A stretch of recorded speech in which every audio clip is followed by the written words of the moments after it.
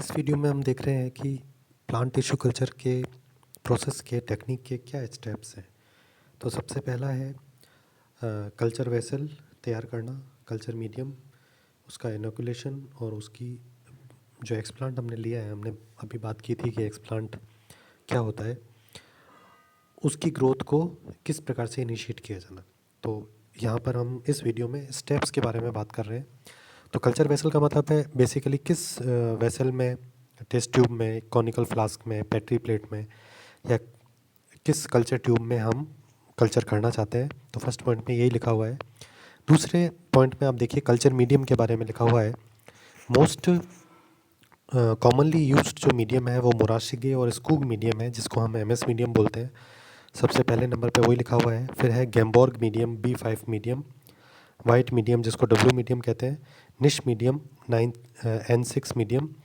इनको हम in medium को हम कल्चर वेसल के अंदर डालते हैं और पोर करते हैं और उसके मीडियम के पीएच को 5.8 पीएच पर सेट किया जाता है। मोस्ट कॉमन जो पीएच है, आपको ज़्यादातर 99% 5.8 ही पीएच देखने को मिलेगा जितने भी कॉमन कल्चरल प्रोसीजर हैं प्लांट टिश्यू कल्चर के। तो मीडियम हो गए।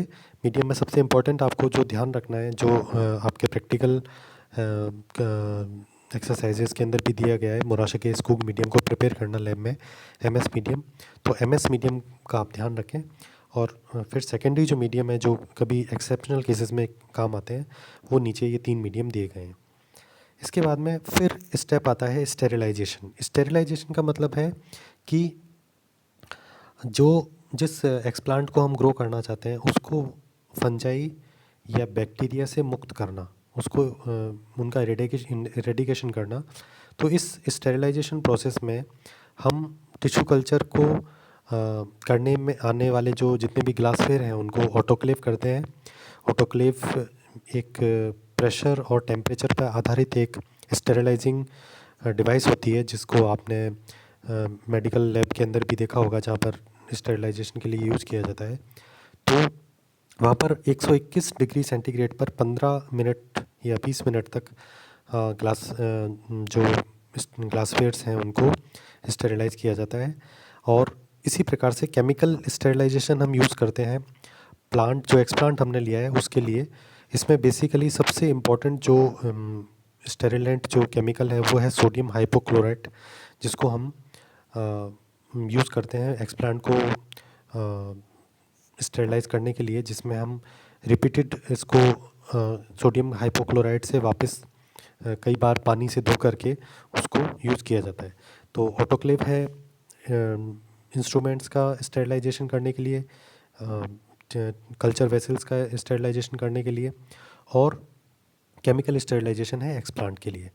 तो फिर इसके बाद में नेक्स्ट प्रोसेस आता है कि जो एक्सप्लांट हमने स्टेरिलाइज कर लिया है उसको मीडियम में ट्रांसफ़र किया जाना। इस प्रोसेस को बोलते हैं इनोक्यूलेशन। इनोक्यूलेशन का मतलब है कल्चर मीडियम में एक्सप्लांट का ट्रांसफ़र।